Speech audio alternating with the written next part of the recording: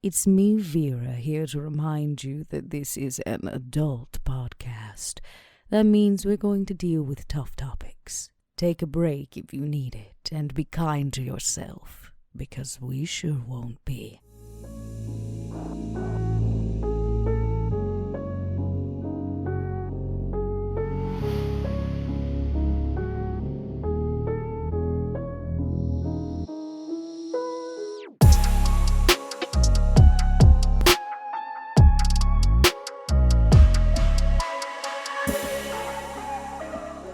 Hello, everybody, and welcome back to Stitch of Fate, a Vampire the Masquerade 5th edition podcast.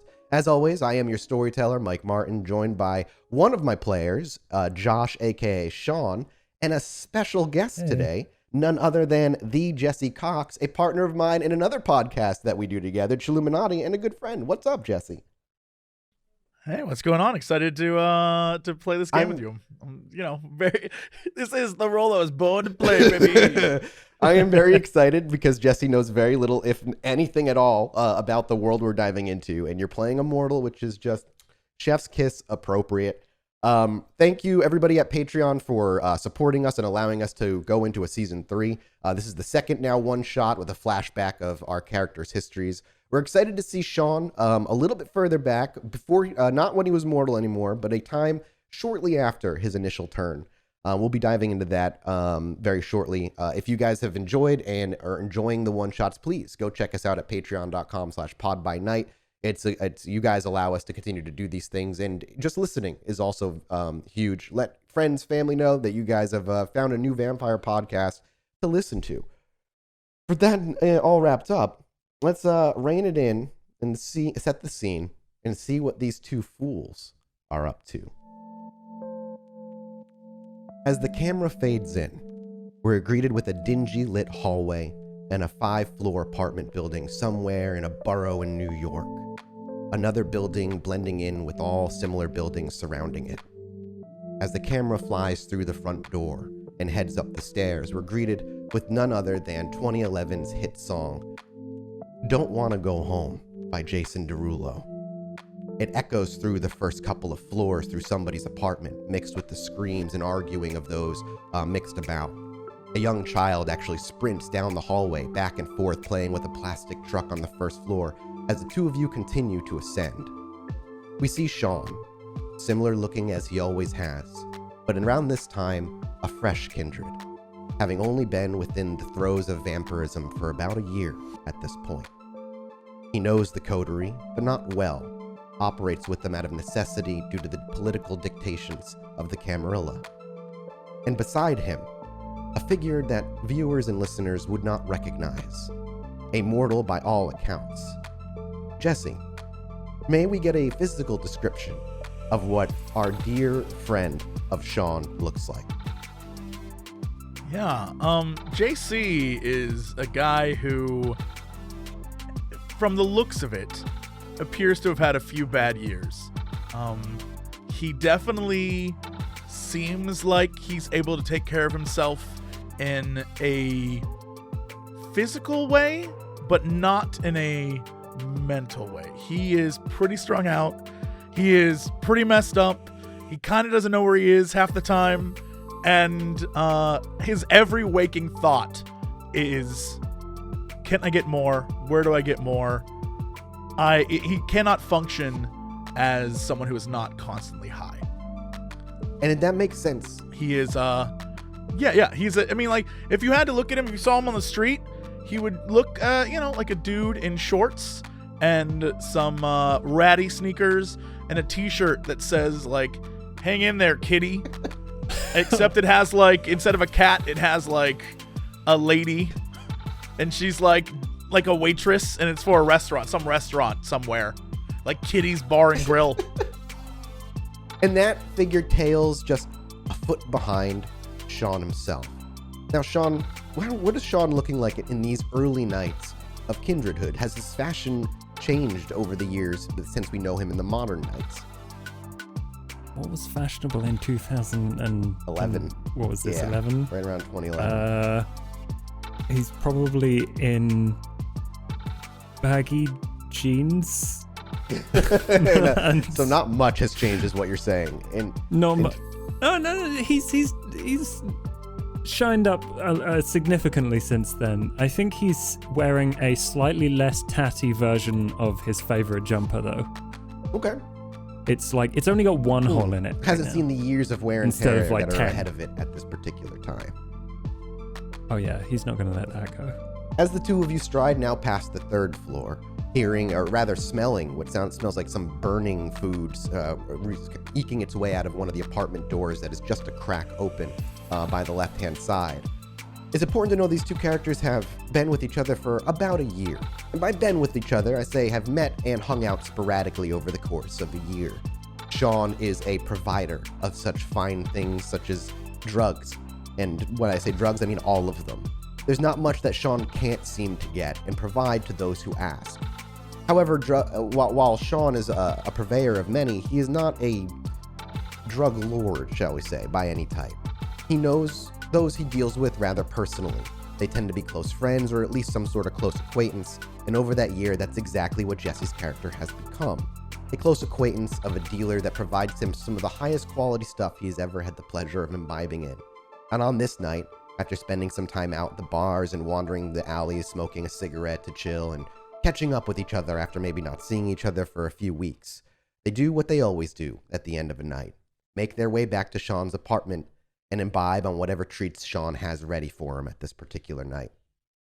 Would Shaun tease him in any way? Would there be conversation on the stairwell as you approach the fourth floor before getting to the fifth where your current apartment resides? Yeah, he's gonna be like, all right, Gov, what are you jonesing for tonight? I don't know. I mean, what do you got? Like, you got Enigma, or maybe like Fluke, or I heard there's this thing called Liftoff, man. There's this guy, he was telling me about a thing called Afterburner.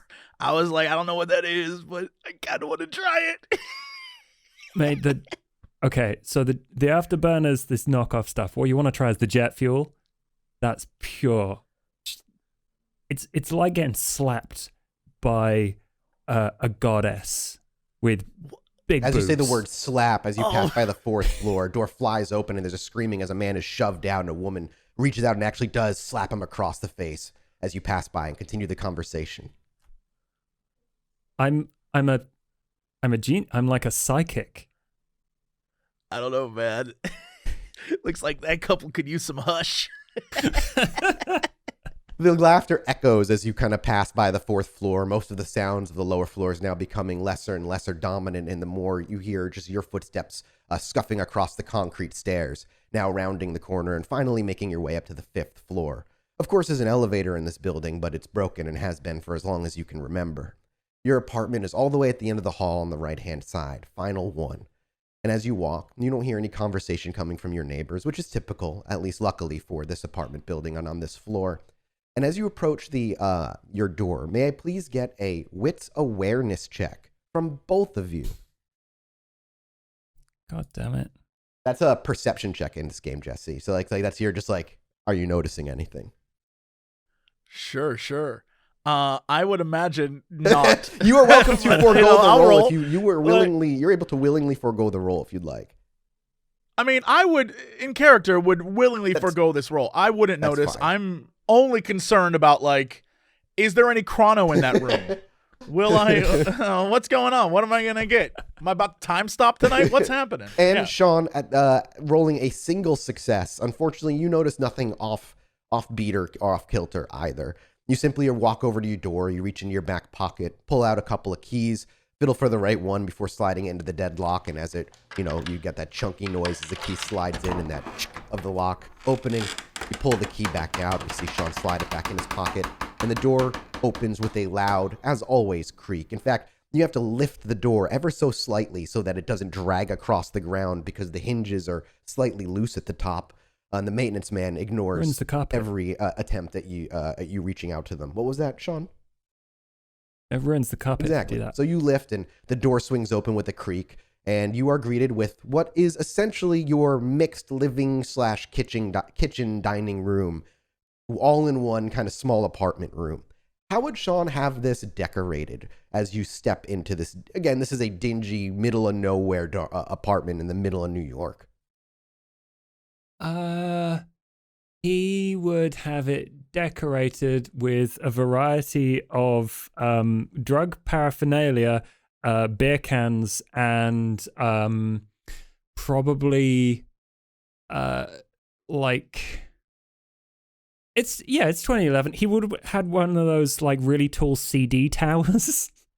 Oh, next to like does it spin? A stolen hi-fi does it system. Spin? Can you set it up to have it a spiral? It spins. It's got like 3 different angles to it, and but it's like 5 foot tall, full of CDs. Like you could probably find Enya in there if you looked hard enough. As the two of you kind of step in, we see that giant CD tower. I imagine a beanbag and a dirty couch, maybe a cheap flat screen TV sitting on the floor, pressed up against the wall. You're not super wealthy at this point. Not that you ever really become super wealthy, of course. And as you step in, followed by, I don't apologize, Jesse. Jesse, what's your character's name? JC Mortal. And as JC Mortal steps into the apartment, and you kind of slide the door shut against the rug, and do you lock the door behind you, JC, or does JC kind of leave the door unlocked? I turn and look at Shaun, just like, open or closed. Put wood in hole, mate. I'm not inviting everyone in. All right, calm down, Count. It's all right. Don't worry. And I close the door, and I look around the room like, I expected more from your castle. Yeah, well, it's slim margins, you know. Speaking of, do you have the money? I mean, you know I have the money. All the time. I need have to the see money. it, though.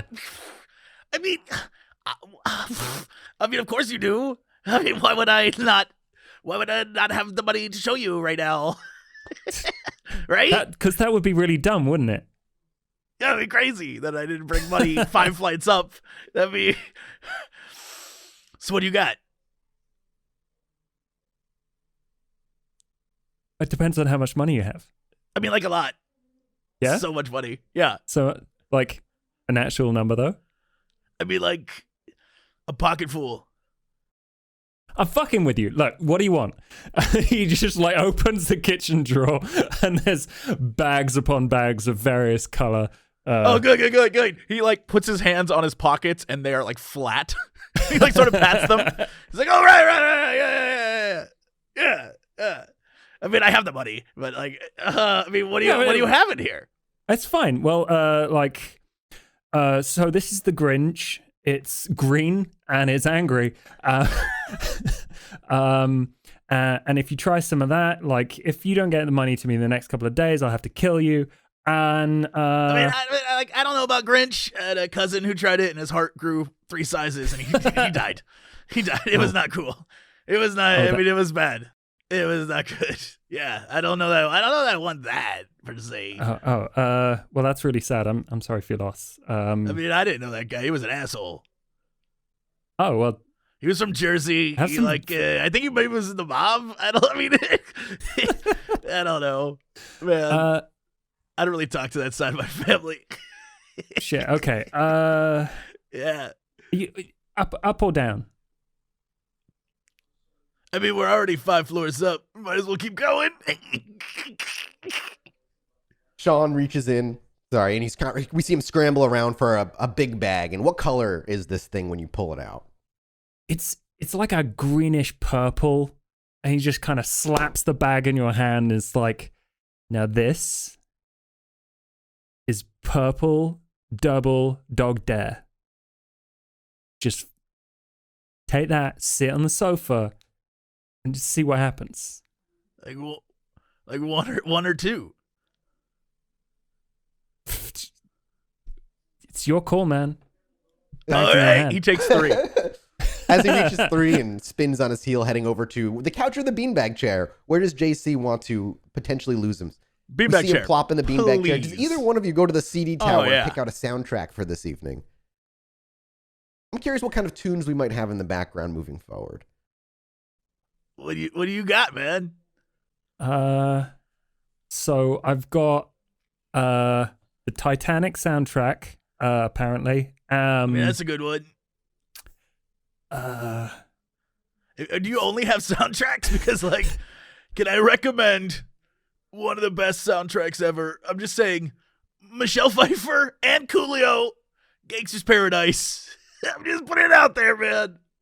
but okay. But I raise you, Kiss from a Rose from the Batman soundtrack. Here's the thing. Not only was that Jim Carrey at the height of his career, but also more importantly, Tommy Lee Jones. Did you know that in that movie, Drew Barrymore plays like one of Tommy Lee Jones's girls, and it's weird, and she's like dressed in a white nightie the entire time. It's crazy. That was her, man. I gotta pull this up. He goes over to a shitty laptop. So as the soundtrack conversation gets brought up, it quickly goes by the wayside to a pop culture rabbit hole as you slide open your laptop and begin to scour the internet as we watch JC Mortal plop into a beanbag chair. And that thing is rather worn, JC. You sink deep. You're probably only like an inch or two at this point from the floor itself when you reach up with your hands and plop, dink, dink, dink. 3 pills onto your tongue. Does he swallow them dry, or does he take it down with a shot or a drink of something? What kind of man is JC? I mean, do we have stuff to drink right now? There's probably like a half-empty bottle of vodka right next to you. I don't want to. I don't want to do that. Yeah, you get cooties or something. As he swallows them dryly. Well, you 1, wanna, 2, 3. You want a clean glass? Like Shaun gets a glass out of the cupboard, scrapes it dry with his shirt and hands it off to you. What is this for? Clinks happen as he brings out various bottles of stuff. Like bunch of alcohol is presented before you of different types. Yeah, JC looks at you like, what? You know I'm a purist. Like, what am I gonna do? Get high and drunk? Like, he throws a bottle of water at you. Hey, that's a good looking out right it hits there, your chest man. with a crinkle. I'm gonna need another wits awareness, please. You may forego it as well if you prefer. Totally forego as you awaiting the drugs of us? to hit you. Oh God. Go ahead, Shaun. What? He's foregoing it, so you're gonna be the only one making a roll here. That's 2. Ooh, That's two successes with a 10 at the top. Shaun, as you plop open the laptop and you start scouring websites, you start bringing up clips of movies on YouTube, and you can kind of hear them in the background. You think for a moment you might have heard a very quiet coming maybe from, you can't tell if it was the hallway or if it was your bedroom, somewhere on the other side of a wall.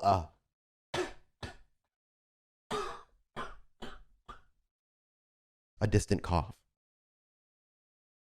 You look over to JC to see if he noticed, and he simply is like as relaxed as he can be, mumbling something to himself, his eyes still sunglasses very firmly on, gazing at your ceiling that is peeling. I compare you to a kiss from a rose on the grave. The more I get of you. Shit. What? You hear like What? someone coughing? Is that... If you're bringing it super low, I'll add one more wits awareness. If you're just gonna kind of quiet it down and listen. Future Shaun is gonna have to spend some damn XP on Wits this. awareness is very... Whoa! 3, and you both rolled a 3. That's really well done. So as you kind of bring it quiet, you bring the volume down low, JC stops his Kiss from a Rose thing, and you really just keen and listening. You actually can hear the thumping of music a couple floors down, some distant shouting. But after a few seconds, maybe we'll say 10 or 15 of really intense listening, right when you're about to be like, it must be nothing, you hear another, but this time, instead of just a cough, it almost sounds like a gurgle. And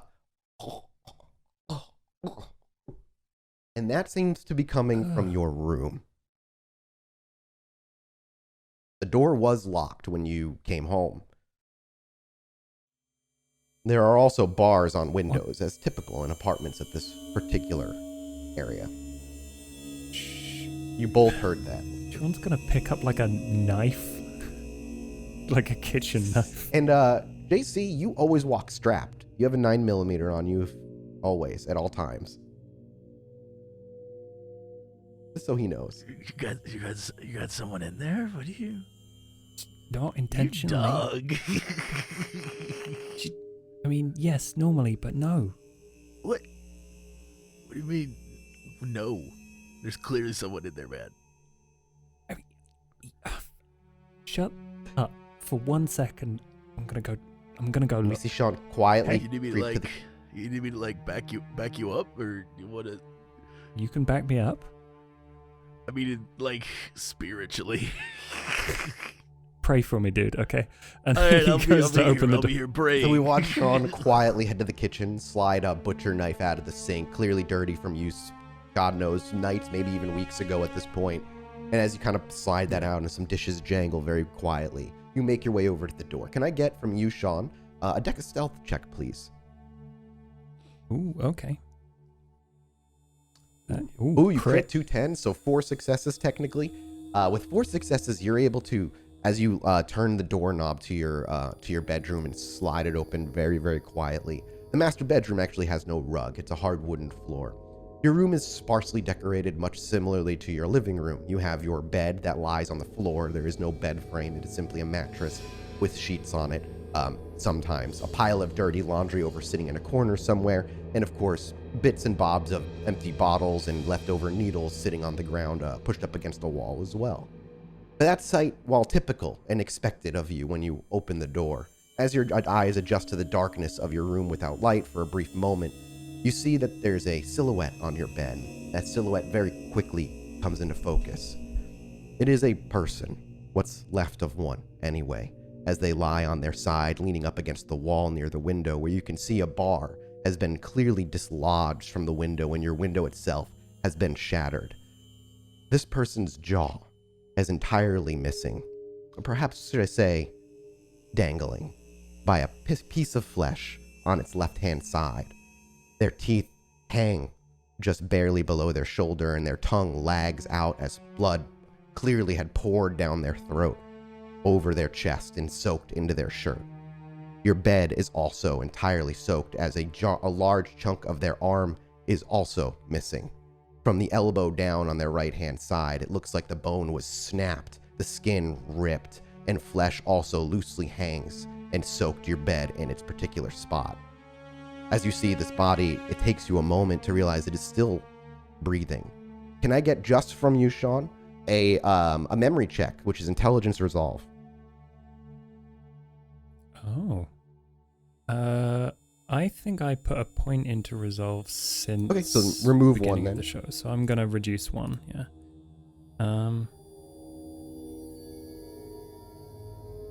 Okay. That's 2. As it takes a moment, and Shaun maybe even doesn't even have an opportunity to be shocked before realizing you recognize the face. At the very least, you recognize what's left of the face. There's no name. You don't have a name. It is simply another thin blood that you have come across in the past at an Elysium. The reason that this face is memorable to you is because after that Elysium, you and a few others got together. You were going to celebrate, have a good night out, and this person tagged along. You're certain that this person gave you their name that night, but that night was also a blur for everybody. Now they lie half alive on your bed, bleeding out, with pleading eyes mixed with horror and confusion. Agony also attempts to take over as the dominant emotion, but fear always seems to overtake them. What is Shaun's first reaction now? JC didn't back you up, so he can't see. The door's only open a slight crack from where you kind of pressed up against the wall and opened it and peered in. And this is what you are greeted with.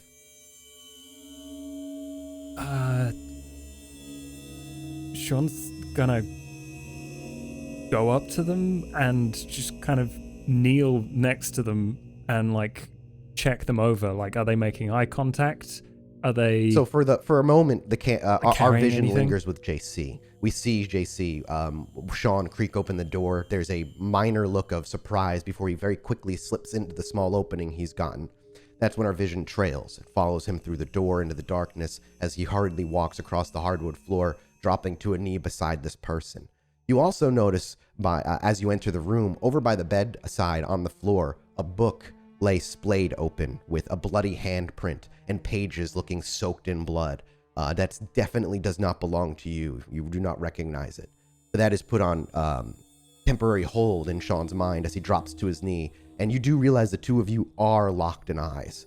But as you ask questions or perhaps even just say things to them, whatever attempts of noise they attempt to make are just drowned by gurgling on their own vitae that leaks down their throat from their open wounds.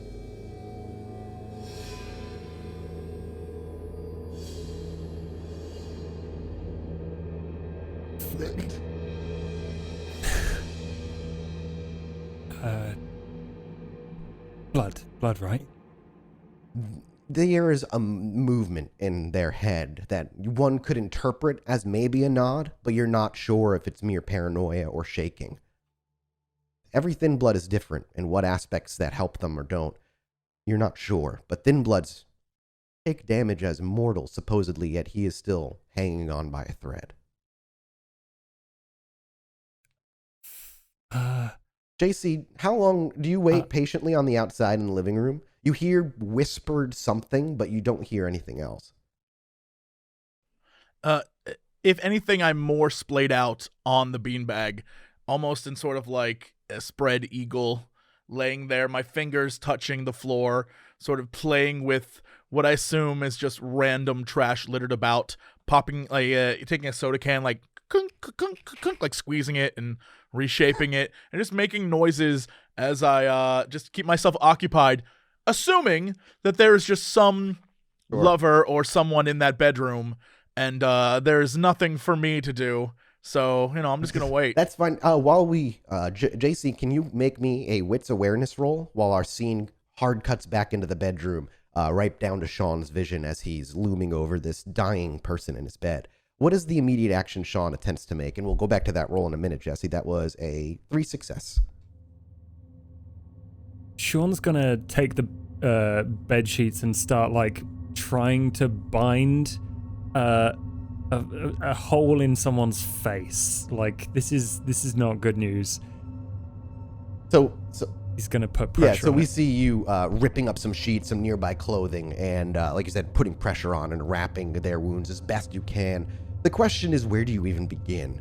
The wound in their neck requires wrapping their whole face the best you can, if that would even work. Removing the jaw might be the best. Are you gonna like rip the jaw off as it dangles by whatever tissue and bone and sinew that it can? Can I get an intelligence medicine check from you while you do this? Ooh, okay.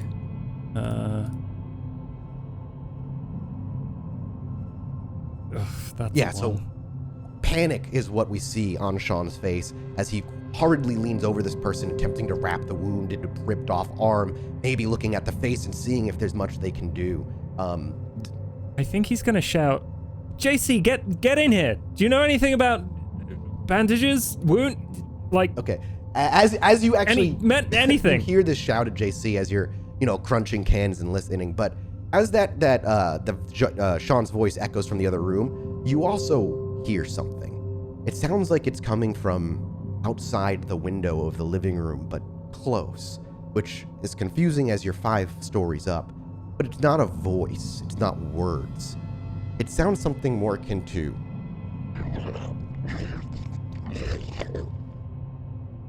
sloshing, deep grumbles. Something animalistic, perhaps. Yeah, JC sort of like pushes himself off the beanbag in the best way possible, and he stands up and goes, ooh. And that's when you realize it's starting to hit you. There we go. Yeah. A little faster than expected, but like, welcome. And he turns to face the window to see what could possibly be making this noise, and sort of presses his face to the glass to look out. As we see JC place his face smushed up against the glass, the vision swings outside the building, where we actually do see him very, very tightly pressed up against the window. But before we see what he sees, we shift over to the room over, through the broken window. Shaun is looking over his shoulder, and JC is not responding whatsoever. It's very possible the drugs have started to take him. Oh, fuck. You realize the vision of this person laying in the bed is now beginning to lose you. They're not looking at you anymore, sometimes through you.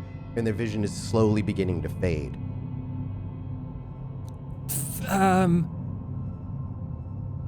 He's gonna get the kitchen knife, and he's gonna stab his own hand. Okay.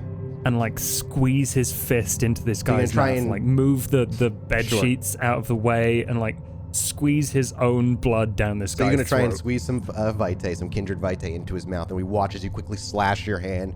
Thick.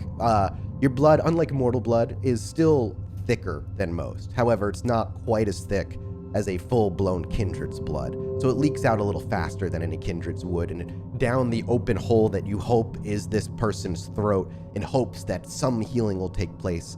And as the blood drips from your hand, again, our vision pulls out that broken window, now shifting back to the window where we see JC now looking to the other side. And what JC doesn't see, but we see for a brief moment before JC sees, is what looks to be a human clung to the side of the brick wall, incredibly dark and hard to see to the naked eye unless a light was directly placed on it. Their arms, however, are no longer truly arms. Their fingers have elongated to over a foot long each one sharp as a knife, buried into the side of the brick of this house. Their face reminiscent of human, lacking all facial hair, but their eyes are certainly human. But as it goes down towards its nose, it collapses in on itself and becomes a void of circular teeth, rows and rows and rows deep. His body is nothing more than skeletal, skinny and emancipated as though they were a decomposing corpse, but you can see their muscle on the outside on their leg, as their legs bend backwards and their feet, no longer truly human, rotated on each side so that their heels have become giant hooks, hooked into the side of the building.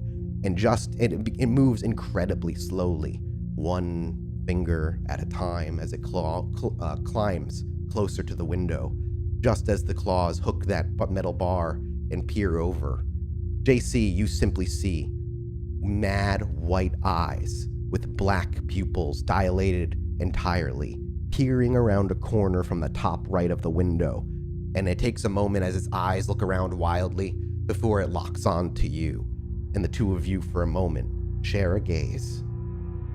You do not see the details of this creature yet, though. Simply the bald head, no eyebrows, just the eyes. Answer. Question. Is there a roll I can do to determine whether, one, I view this as real or as part of a trip? Yes, there is a roll. Resolve. Because I guess that would determine how I react, right? I would give you a resolve plus composure check. Okay, so you rolled one success.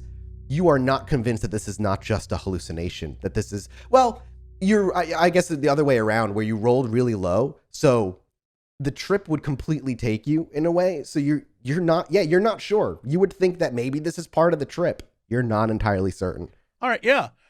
Yeah, JC stumbles backwards over the beanbag and falls to the floor, and you hear a thud and some cans and bottles sort of roll away, and he screams like, "Oh, damn! You got Spider-Man up here! Man, I think you gave me the bad stuff, man. Oh, shit!" Hard cut as he's like freaking out on the floor and looking through the window. We hard cut back to the other room where Shaun finishes squeezing whatever blood. How many points of hunger are you going to give yourself, basically, Shaun? Where am I starting from? Yeah, we'll just start like any normal day of one. Let's go to. Don't like this guy that much. Let's go. You barely know them. Yeah, you only had one night with them as far as you can even remember. So you go 1 point of hunger, so bring up your hunger by 1. And Shaun, as you pull your hand back, you hear this JC freaking out in the other room. You look to the body, you can't tell if it's dying still or feeling better or not, but you know your friend or companion or whatever you want to call acquaintance is in the other room, potentially having an incredibly bad trip. Again, because you know he took 3. What would Shaun do after that? Would you wait by this person? He's gonna.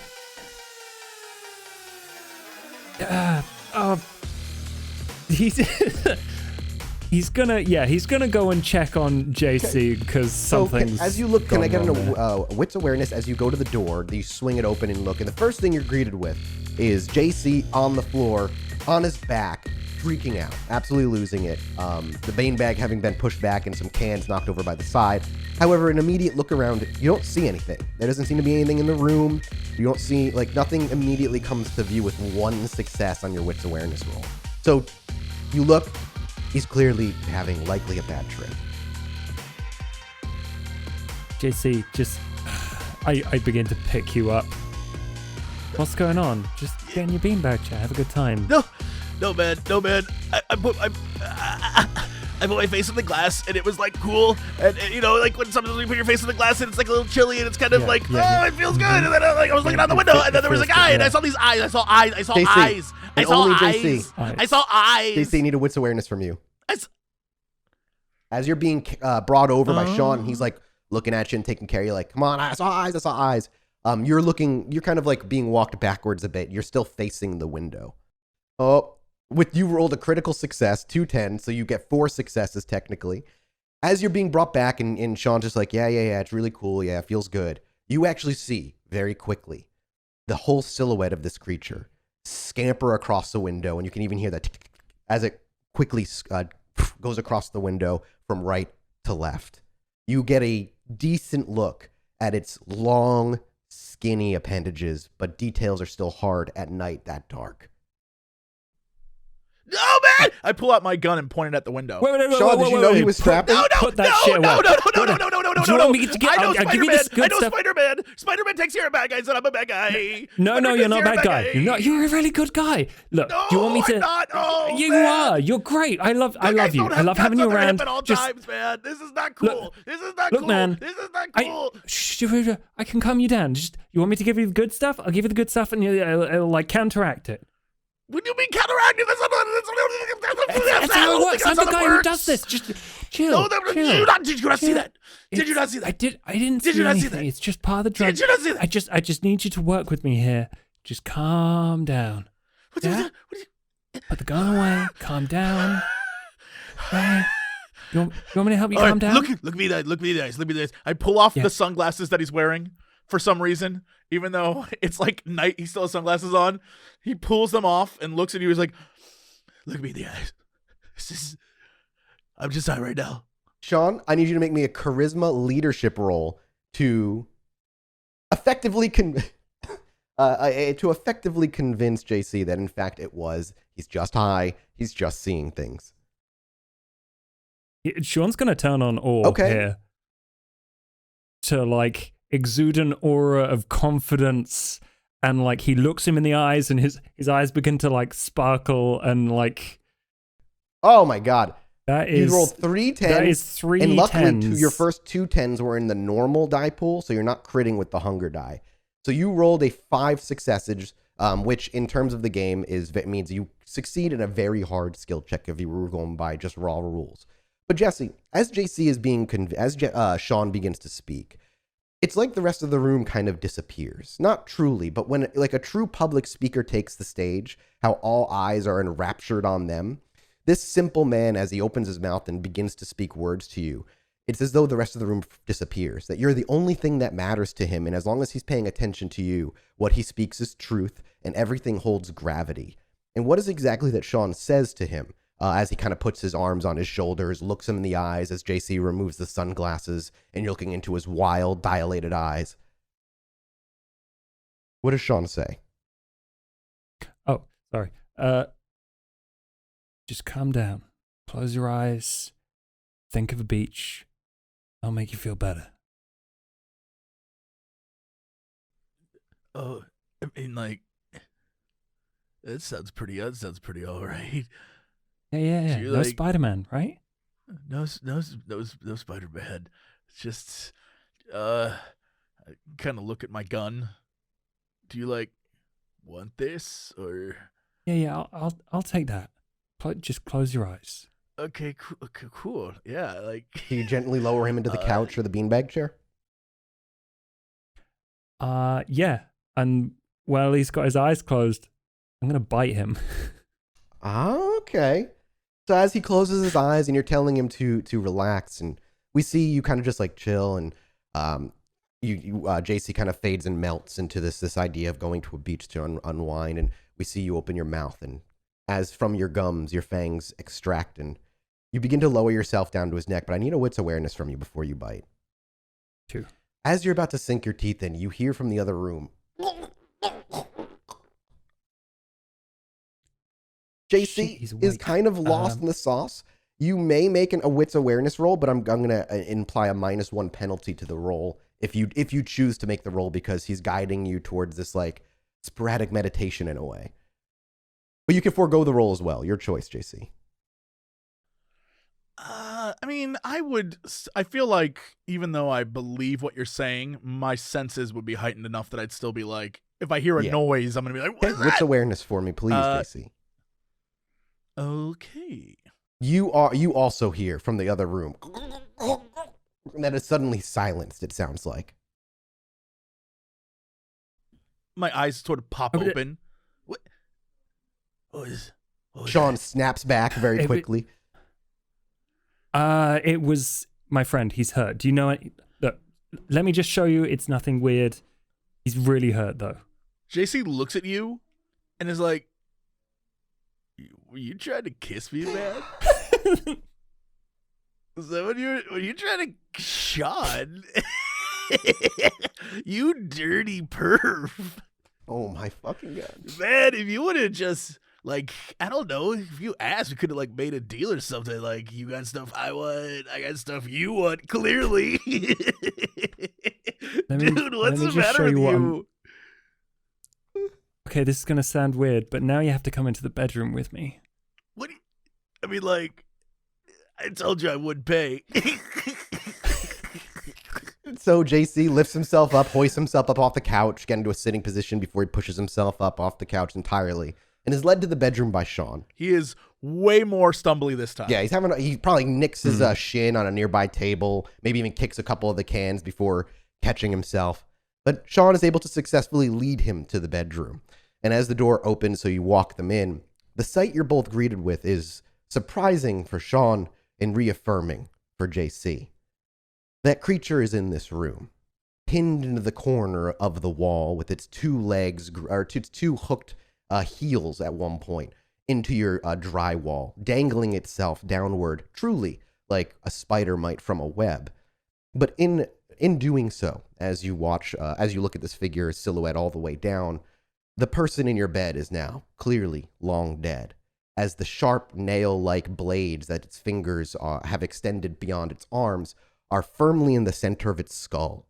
And as you step into the room, you hear the crack like a coconut as the skull is cracked open, and its neck protrudes forward, extending unnaturally, almost as though it was buried into its own chest, as its circular-like mouth extends outward. And through the skull, you watch it begin to rip apart what meat and flesh as it devours it almost ravenously, unaware of the two of you in the doorway, only able to be seen by the moonlight coming through the window. It was real! Fucking shoot it! I gave you my gun! Oh, shit! So the first reaction from Shaun, as this is a moment of realization, is, oh my God, it was real. Fucking shoot it. Sure. Yeah, I realize I have the gun, so I guess I'm gonna shoot it. Yeah, you watch as JC quickly reaches where he typically keeps his weapon, and JC also suddenly realizes he handed his weapon over to Shaun. And there is that moment of recognition, but as you speak those words, you obviously draw its attention. You can hear a splattering of brain matter and blood on the ground as its head comes ripping out of the skull rapidly to see the two of you. Combat works in this game simultaneously, so you basically dictate what you want to do in combat, and then depending on where you, like if you're melee or ranged, you go first or second. So, Shaun, what do you want to do? You want to shoot this thing? Yeah. What does JC want to do now that he is weaponless? JC turns and runs into the other room. Okay, so each round in this game, by the way... I guess I'm going to, like, look for a weapon. Okay, yeah, so we imagine JC makes his way to the kitchen then for a knife or something along those lines. Does Shaun carry or keep a weapon stashed somewhere in the house? Shaun definitely has a weapon stashed somewhere. How well would you have hidden this thing? It's just like in a drawer. Okay, cool. It's So then we won't not even have JC roll. He will end up spending his turn ripping open drawers and finding the gun. So you will find the gun on this turn, while Shaun pushes his pistol up and fires a shot. So Shaun, dexterity firearms roll, please, while he also gets a roll. Yeah, I'm gonna do a rouse check to get extra on you this. get a little. I get You hungrier. 3 hunger now. He's making a pure defensive no. roll. Oof. You rolled 1 success. As you whip the gun up and pop a shot, you see as it quickly unlatches its heel hooks out of the wall and just bounds from the left wall to the right one, colliding with a few bottles before it stands upright as it falls off the wall looking at you. It didn't attack, it went pure defensive, but its mouth sags open and the rows of teeth almost hang out of it like a loose leech's mouth would, like just kind of loosely gapped out. And as the two of you meet your vision, you see it and the mouth kind of falls back into its mouth, or the mouth reforms into its face. Next round, JC has a gun. I imagine you want to go to the door and pop a shot at this thing as best you can. Is that what JC would do? Yeah, panicked, trying his hardest to help, but having no clue what's going on and seeing blood everywhere and a monster, an actual monster. Yes. Shaun? Shaun's gonna back up and keep firing. Okay, so both of you, please make me a dexterity plus firearms check.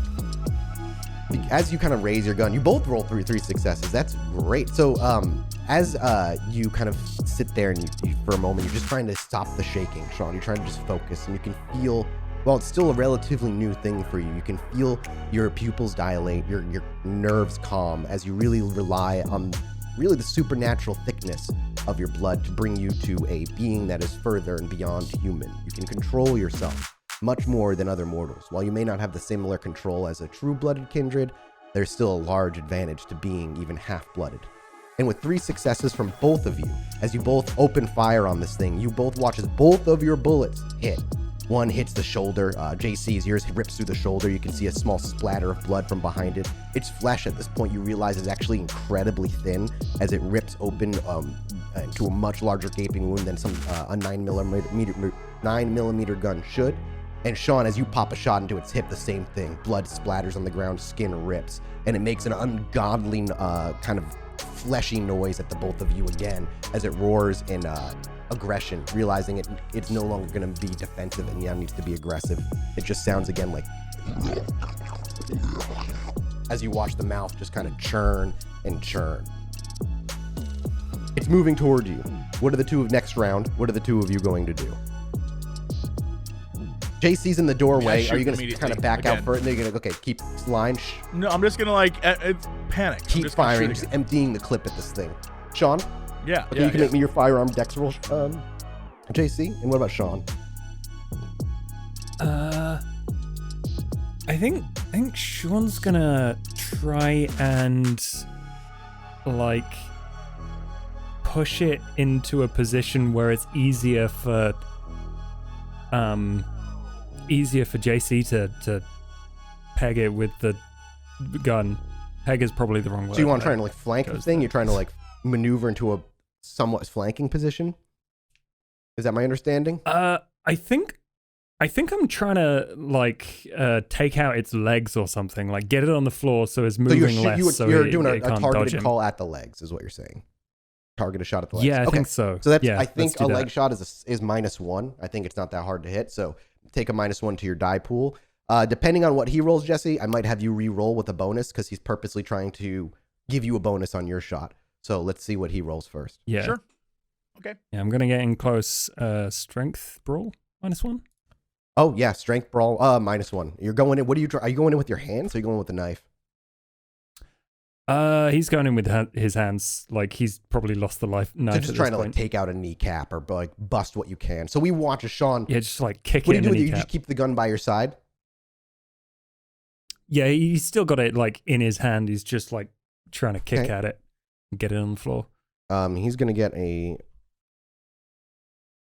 Okay, so JC, you watch as Shaun kind of just barrels forward without a second thought. No word of warning. He simply moves forward. And he, like you said, you go in for a kick in the knee. And we see as you get closer, There's not a huge amount of room in this to throw a full kick. So you just see that your upper thigh, you kind of just bring it and collide it with his kneecap. This thing stands much taller than you guys at like 6.5 feet. So hitting its knees, and its knees are really, its legs are really long. Hitting its knees is not that hard. And you actually feel how fragile this creature is up close as its legs and knees, the one you collide with, audibly snap in the room as it stumbles to its left, catching itself with one of its long bladed fingered hands, holding itself up from the ground as it lets out another glorpy noise. Doesn't seem to have a roar. It cannot seem to make anything more than this churning flesh noise. JC, I'm going to have you re-roll your firearms plus dex with a +1. Oh my God. As you hear that snap, and the leg cracks and it falls to its side. It catches itself and its mouth kind of falls out. It's the first time JC is seeing its mouth fall out without it being attached to a skull. It looks upward, but it looks to you, Shaun, as it looks, again, it's hard to tell. It's almost too animalistic, but it seems aggressive. And then it begins to let out that churning noise. But before we really have a chance for it to attack you, you hear a fired shot from behind you. You can actually hear a whipping noise as the bullet flies past your ear, and the spatter as the bullet collides with the eye and brain spatters on the wall onto the back side, and the thing quickly becomes limp and falls on its side to you. There's a small twitch, a few throbs before you realize this thing is... As soon as it twitches, I'm stamping on its head. You see Shaun, JC, quickly get up and just begin to stomp on this thing over and over on the hardwood floor, and that rhythmic thumping quickly becomes almost as though you're squishing grapes as the skull eventually does cave in on itself, also being rather fragile compared to that of a normal mortal, and instead just kind of oozes whatever bodily fluids are on the inside across your floor. You are aware that this is obviously dangerous because you do not know what this is, Shaun, but this is also not likely, this is a huge masquerade breach if ever discovered. Well, it technically is right now because of who's in the room with you.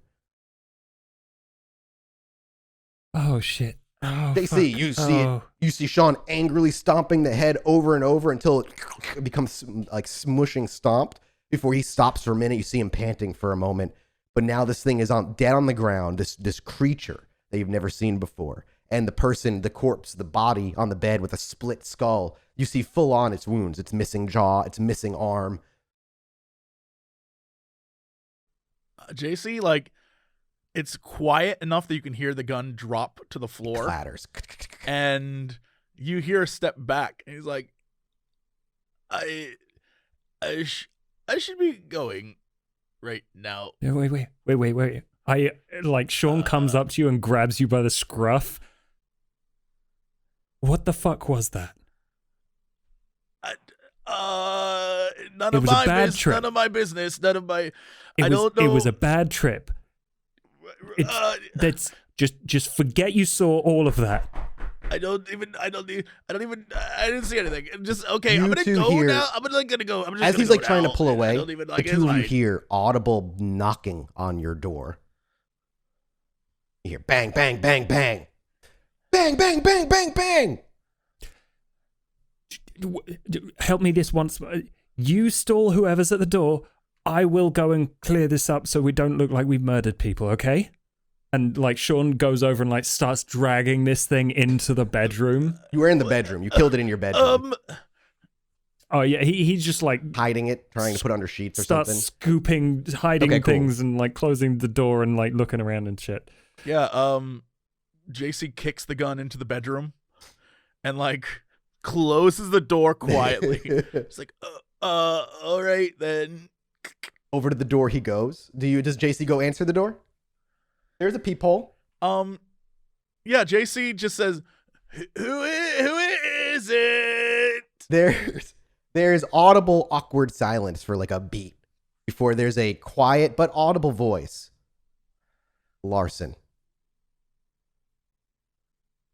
That doesn't mean Sorry, shit to you, JC. That name means nothing. There's no one here by the name Larson, man. No, my name is Larson. I know, Shaun. Can you let me in? Shaun's not here, man. So you can't hear on anything other than JC's side of the conversation, Shaun. Just keep that in mind. I highly doubt that, and the longer time you wait, stranger, the more likely the police are going to show up. Well, why did you even like say so? Hold on, let me welcome to my humble abode. And I open the door and sort of like As bow. you open the door, you're greeted with a plain-looking man. He wears jeans, a brown overcoat with a white t-shirt underneath, a 5 o'clock shadow with brown hair, and slicked back, gelled, short brown hair as well. A very plain face that would not stick out to you at any point. He sees you and simply gives you a nod, looks past you before, walking in, and then turns to make sure that, and watches as you make sure you lock the door behind you. Oh, I mean, I was on my way out, so I can close the door if you want me to, I can just leave right now if that is, cool with you. I'm going to need some background information to make sure the cops don't come facing and looking for you. So if you wouldn't mind, so we can figure out what happened here, and then we can move on. So, right. No, I mean, hi. My name is CJ Lordle. Huge, he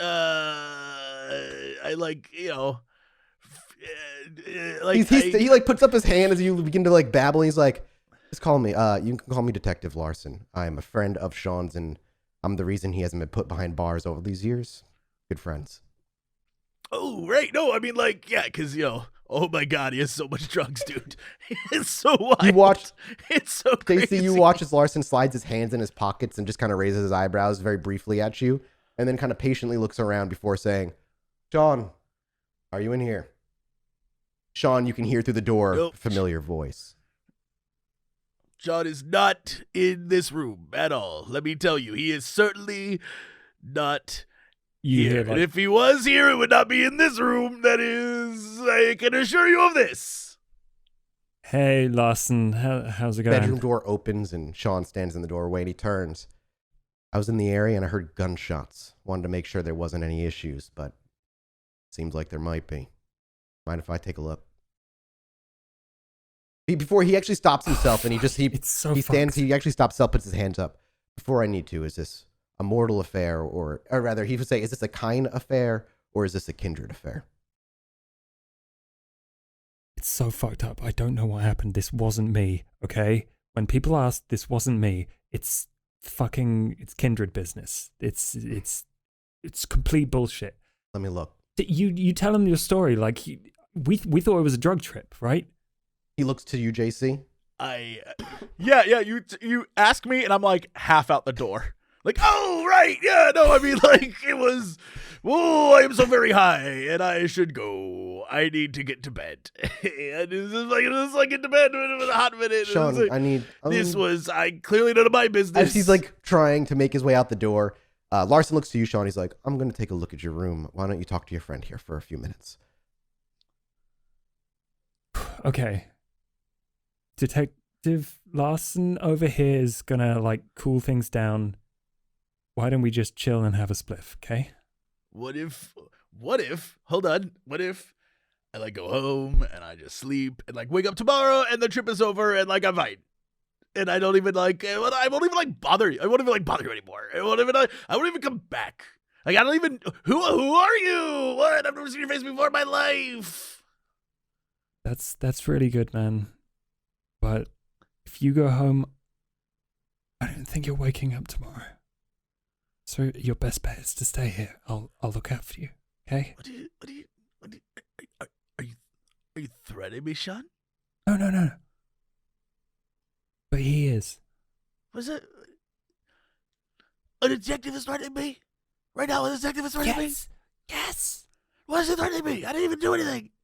I know, which is why I'm going to convince him that this was all not your fault, and you can just you can go. What if I don't go home? What if I go to Cheryl or Stephanie or Tiny's house? Let's place I can go, and it won't even be my own home. Because what is a home? Those places a home is are. just where the heart is, right? It's just where the heart is. Yeah. But I know where those places are. What if I go places that you don't know though? Your best bet to survive is to stay here. He looks at you dead in the eyes and is like, fine. If I stay, I want all of it. Are you really right now? All of it.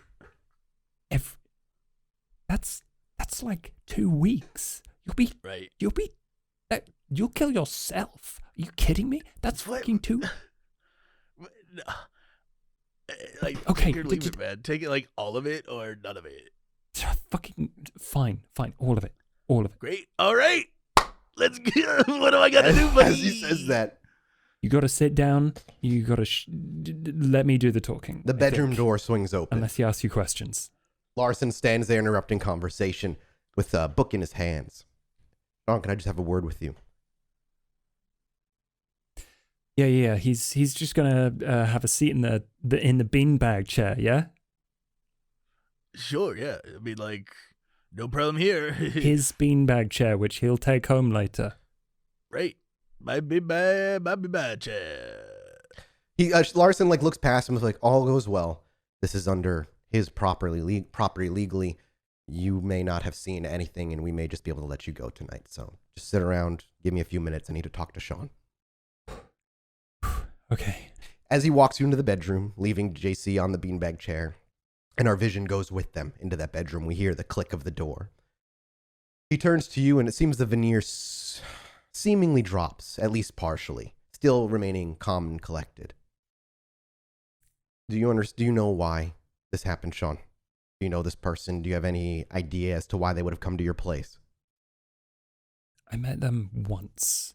Do you have... A while back. He looks to them. He's like, yeah, I recognize the face. I allowed them, I gave them counsel while they were allowed in the camera alone.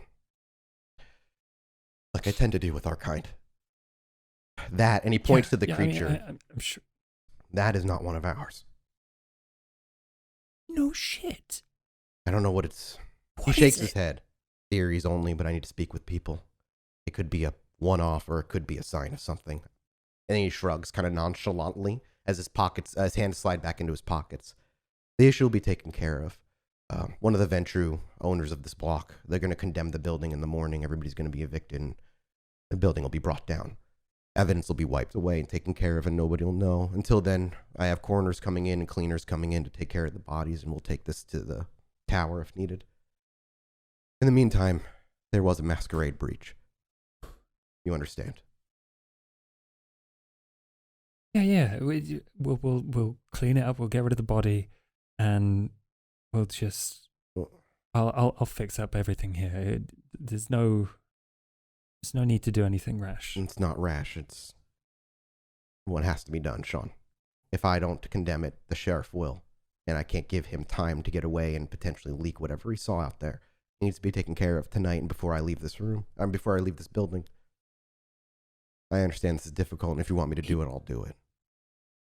Oh, no. He didn't see anything. It was just a drug trip to him. He kind of bites his tongue and shakes his head. He's a liability, Shaun. The prince is... Well, you don't know Panhard well yet, but she has a zero tolerance policy. New York was a hard-won city. She refuses to lose it. We got rid of the problem. We got rid of the main problem, but all problems tend to create secondary shadows of which we have to stamp out.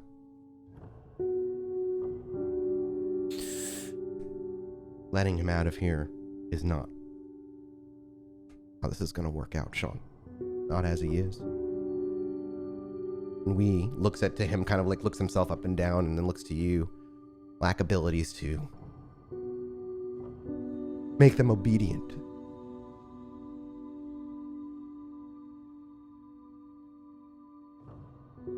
I could call in a favor and maybe somebody will take him in, but he's just a street rat, isn't he?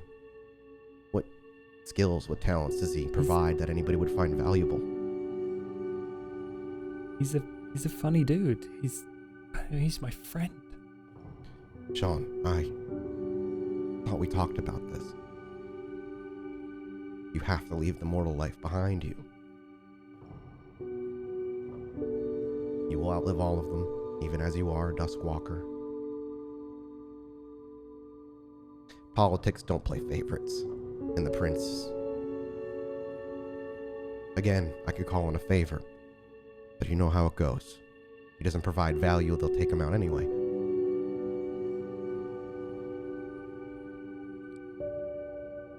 Fine. I'll listen to your wise fucking teachings. I'll do it if you want.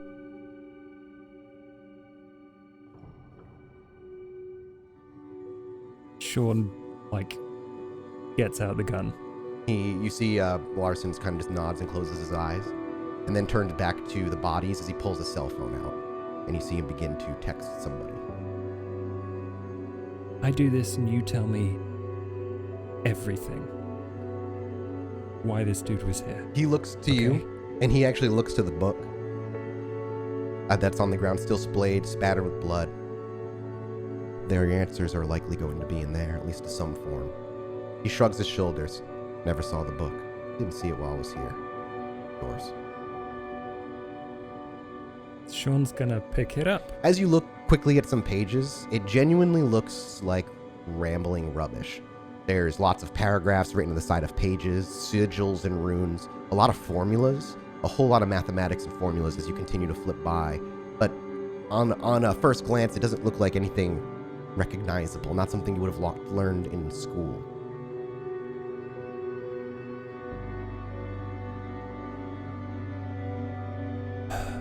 You deal with what's in here. Already am. The camera clings to Shaun's shoulder as he turns and begins to walk out the bedroom door. Yeah, you see me half out the door. Have you got a bundle of drugs in your arm? Oh yeah, I'm trying to run with your drugs right now. Yeah. Like the fucking, in Aladdin, the guy with money in his pants from the first one as he's running in the opening? Yes, I have. You know how sometimes, especially in swim trunks, if your swim trunk got really wet but it had pockets, the pockets, if you put stuff in the pockets, they would hang below the actual pant line, and it looks like that. Like my shorts are too high for the pockets of drugs that I've stuffed in there, and I'm trying to get out the door. Hey man, we figured it out. Hey, and I'm gonna run after you into the corridor. Yeah, JC does not even, he's like, okay, cool, and he starts running. You just does he straight up start sprinting? Down the hallway, start falling out of your grip occasionally as you go down the stairs, like a baggie will fall out. Just pills, Yep. Just falling on the ground as I'm running. Yeah. Shit. Don't fucking steal from me, man. I'm gonna shoot you. Oh, shit. In the hallway. So Jesse, since you're running and defensive, you're rolling a dexterity plus athletics. That counts as your dodge roll. And Shaun is going to roll his dexterity plus firearms skill. Whoever has the most successes, you succeed. Oh my god. Ooh. Well, I rouse checked anyway. I'm a hunger 5. Holy shit! You put yourself at 5 hunger? You're insane. Yeah. One more. If you have to do anything with hunger, you go down. That's crazy. All right. Well, shoot. You're rolling against a 1 defense because he rolled 1 success. That's so you 2. take 1 damage as he fires a bullet, and as you round the stairs to turn, it clips the back of your calf as a little blood spatters. It doesn't pierce your muscle, but it rips the skin. You take 1 point of damage. Jesse, you have 5 health, so you've taken 1 so far. You son of a bitch! I take some of the drugs I'm holding, I throw them at you down the hall, just haphazardly, as I try to run down the stairs. So you're going to keep sprinting? Wait, aren't guns plus 3? Oh, plus 3. That's right. So you're still up, though. He's still up. He did pierce your leg. Okay. You are bleeding profusely, but you're still running, and you're still up. I forgot the... I'm hobbling down the stairs. Yeah, hobbling, as you're hobbling and your drugs are going. At this point, as the gun goes off on the hallway, Shaun, you hear as all the conversation on the at least 2 floors goes dead silent as the gunshot echoes through the hallway and down the stairs. You then hear, to the dead of silence, JC shouting, "You son of a bitch!" as it runs and pills are flying, but he's still moving. Okay, Shaun, what are you going to do? Just stop, give them back, and we can be square. And I'm gonna shoot. So you're gonna try and shoot him? Again. I'm gonna consider him because now you're kind of going down a spiral staircase. You're shooting from the top down, so he's gonna have partial quote unquote cover. So you're gonna get a -1 penalty shooting him. Jesse, you're gonna make your dexterity athletics roll again. Oh my god. Nice. Okay, not a crit, but still, 4 is a lot. Do you have to succeed for the +3 to happen, or do you automatically get +3 with the weapon? I always forget. I think it's usually Okay, have that's to what I thought succeed, too. right? All right, let's see what you roll. And this, Mr. 5 fucking hunger. there we go. Did you crit? No, you didn't crit. Okay. No. So you pop a shot, and it's just as he turns to go underneath basically where you're standing. And JC, a bullet ricochets off the drywall near you, shattering a bunch of drywall powder kind of in the area, and it like hits your face for a minute. But he doesn't hit you. You're down 2 floors. You're on the 3rd floor so far. You've got to go down to 2 and then 1, and then you're out. I scream loudly to anyone who will hear that their bodies. I'm like, their bodies! Oh my god, he's a killer! He's a killer! This guy is a killer! I scream as loudly as I can that like, everyone get out, save me! Help yourselves! I like lose my mind. I'm like running and banging on the walls and like screaming as loud as I can. You're still hobbling at this point, obviously, but he's making a fucking racket. If nobody called the cops before, they are now with 2 gunshots and screaming. It's not again, for Shaun's peace of mind and the Camarilla side of things, shootings happen in World of Darkness, New York all the time. It would be something that you don't want the cops here, but nobody is thinking like anything supernatural is going on. So as he barrels, I just want Jesse to propose to you as well. You're about 2 floors out. You could probably hoist yourself up over the railing and plummet those 2 floors and make a roll, but it would be more risky. No, I'm good. Okay. I'm gonna keep running. I'm no dumb. I'm gonna keep I'm trying to get downstairs. Yeah. I'm not like, and then I will go into a hallway where you have a better shot. Please. All right. I'm living, son. I'm be the guy. I'm be a thorn in your give back. me another dex. I'll be right in your butt. That thorn. You can't Another get rid of dex me. firearm skill from you at a -1. As Jesse, just give me another dex athletics roll as you continue making your way down floor at a time. You had 2 gunshots go off now. Jesse with 2. That's not very high. Yeah, Shaun's gonna chase him down. Okay, and you want to like, just try and keep up with him. Because he's missing with the gun, so he's just like Okay, so chasing him down. I will and, say like, you will gonna catch grab up with him, but because he's hobbling, he's obviously going to be a little slower and you're going to be a little faster. You 2 will catch up at the point of the front door of the apartment building. That's right when you'll catch up to him as we see Shaun kind of huff in frustration, probably getting pissed off, sliding his gun in a back pocket, and you see him running down the stairs at full blast as JC is limping and bleeding and screaming and banging on the walls. You get down the 2nd floor and the 1st floor. JC realizes he stopped shooting, and you can hear him barreling down the stairs with his feet. And just as you're going for the nearby door is when he's going to he's going to be within like melee range of you, so to speak. Are there words the 2 of you want to say to one another before whatever happens next happens? You can actually hear distant police sirens on the outside as well as you get to the door. The distant sirens of the police are, "Don't be a bitch!" Yeah, JC like turns to look at you and tries to kick the door open with it like the back of his foot, and he flips you the bird. It flies open with both it's hands. It's an old apartment building. The door is flimsy. It's not really locked well. With a hard kick, this door flies open, and you kind of back out and stumble into the sidewalk. Shaun, what are you doing? Are you trying to tackle him? What are you going to do? It'd be way easier to shoot him now, but he would. I'm gonna so grab you go him. out the door. Give me a strength plus brawl. As Jesse, you can either dex athletics to try and wiggle away, or you can also strength plus brawl and win the grapple if you beat him. Those are your 2 choices. I'll just wiggle away. I mean, I'm that guy. I'm not gonna be like, I'll fight you. You're not going to be taking a minus on any of this anymore. In fact, because he's limping, you now are going to take a +1, Shaun, trying to tackle him. With just 1 success more than a JC mortal, Shaun barrels out the front door, grabs him by the legs. JC lets out like a little pained scream, but down to the ground the 2 of you go, tussling, where Shaun is the dominant one, winning this grapple check, more or less. What does Shaun want to do from this point on? Do you want to try and bite attack? Do you want to try and like punch him? Do you just want to talk to him? Shaun's gonna kick the shit out of him. He's just gonna be like on top, just beating him in the face. Okay. Strength brawl. You're my friend, man. We could have made this easy. Strength brawl, as I imagine JC is trying to get away. So dexterity athletics. You can't take too much before you go unconscious from blood loss and just damage. But we'll see. Yeah, like while I'm trying to squirm out of it, I'm like, friends don't lie to each other. 3 successes with Jesse, and 4 successes with Shaun. That leaves 1 damage that you're able to do to him. And as he's like, friends don't lie to each other. As he kind of speaks that, you bring up your right fist and collide it with the right of his jaw, or the left of his jaw. You can actually hear a definitive click as he then goes out unconscious. That 1 punch puts him out completely. He splays out completely limp. He's bleeding out of his leg at this point. And more or less, unless he receives immediate medical attention or kindred blood, he's going to die. Just the blood loss is going to be too much. Shit. Fuck. Some people are passing by, but most people don't seem to give too much of a shit. I'm going to drag him back in the... Okay. Back For in the... 1 round, you drag him thing. in. You drag him back in, out of sight, and hopefully nobody comes too. The police sirens don't sound super close, but you can still hear them out there. What do you do in round 2? You only have you don't know how much time you have, but you only have a certain amount of time before he dies.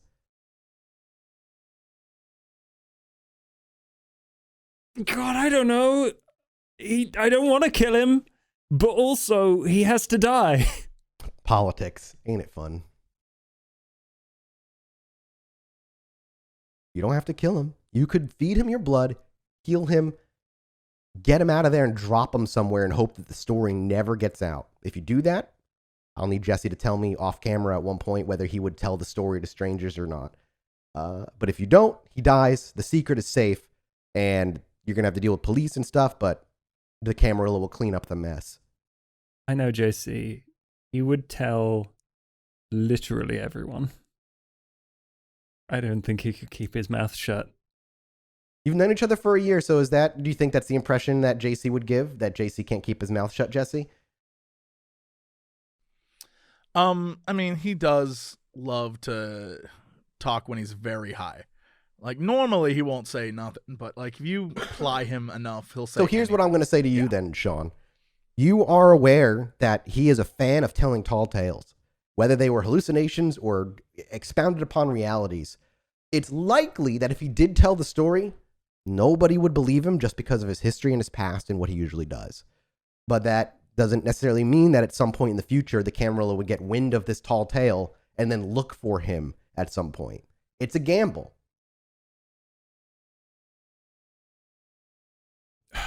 There's no right or wrong answer here. I don't want to disappoint Larson. You could just tell him So you could tell him you killed him dry and took care of the body or something. You know he knows he ran out. He would have heard that. You can't bring a dead body down the street. So he would probably accept whatever excuse you gave him. I'm going to have to drain him Gonna dry. kill him? I'm going to have to kill him. You risk a hunger frenzy doing this. You know this too. Shaun would also know this. And that is insanely dangerous because then... So I think logically... Then Bloodstone Frenzy. They don't hunger frenzy, do they? Not unless there's an exceptional circumstance. I don't think. No. Here's the other thing you know that might give Shaun a hesitation. Dude took a fuck ton of drugs. Mm-hmm. You were going to be imbibing his... I'd be off my tits. Incredibly yeah, you would. off your rocker stoned, and that would not be good to deal with the Camarilla, which is going to be here in probably like under an hour. Not to cock block you, but he did take 3 when you said if he wanted to have a good time, take 1 or 2. So Shaun is kind of in a bad spot right now. Okay, yeah. I'm just gonna... I'm gonna take all the drugs out of his pockets. I'm gonna take him up a couple of flights. And I'm gonna drop him down the stairwell. Damn! That's so Ruthless. brutal. Oh my God. I did not expect that. So we see as you struggle, not really struggle, you're a little stronger than most. Bring him up. How many flights? Do you bring him all the way up or do you bring him just like 3? Just like 4. Okay, you bring him 4 flights and you Like- hoist him up and over the edge. And is there a moment where Shaun maybe thinks better of it? Yeah. Does he go through with it anyway? Yeah. And with the hoist, the body slides over the edge. You can hear the limp body off the side of the edge and it tumbles. It hits one of the railings on its right arm, dink, and then his head hits another railing on the second floor on the way down, cracking his neck really far back. That might have done something real bad. But as he tumbles forward, he lands face first on his stomach with a deafening thud. And after a few seconds, you watch his blood begins to very slowly pool from underneath his face. And as Shaun watches for a minute and takes maybe a deep breath and sees the book in his hand, he knows he's going to be dealing with the cops and the Camarilla very, very soon. And so he makes his way up the stairs, taking this book with weird, strange formulas inside that are unfamiliar to him. And as he closes the door, the camera stays in the hallway, and we hear the apartment door shut as Shaun disappears into his apartment.